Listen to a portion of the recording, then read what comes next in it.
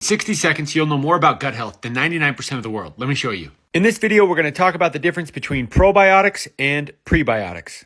Let's start with the probiotics. Inside the human gut is a field of trillions of bacteria known as the microbiome. There are more than 30,000 different species of bacteria living in our gut. These bacteria, these living organisms, are probiotics. Think of the bacteria in your microbiome like this picture. There's lots of different species of different bacteria that are living together in harmony. There are some predators and some snakes and mosquitoes, but we need them too, because without them, the whole ecosystem would fall apart, right?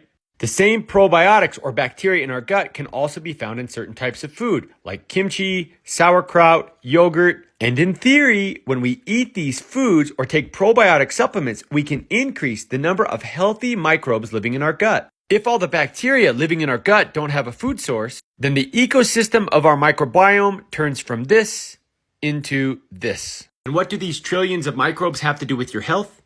Everything. Damage to the gut microbiome is a condition known as dysbiosis, and this correlates with metabolic problems like obesity, type 2 diabetes, and cancers, respiratory problems. There's connections to the brain, things like autism, which I was shocked to learn about. Mental health problems like anxiety and depression, cardiovascular problems, skin problems.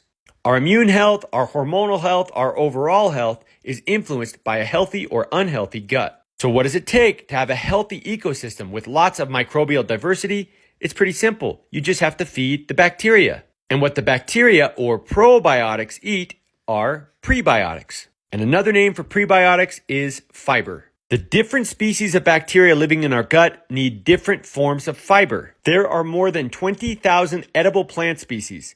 Each one of them has its own set of dietary fibers. Unfortunately, only 200 or so are eaten regularly by humans. The average American, 60% of their fiber comes from rice, corn, potatoes, and wheat. This is not a diverse diet. What's even more troubling is that food makers are taking fiber out of the foods that we're eating. I've done lots of videos about the missing fiber. And it's no wonder that in this country we have a diabetes epidemic, an obesity epidemic, a mental health epidemic, all kinds of epidemics. Most people that are concerned about gut health only focus on probiotics. That's like buying a watchdog to watch over your home and keep it safe and then not giving it any food.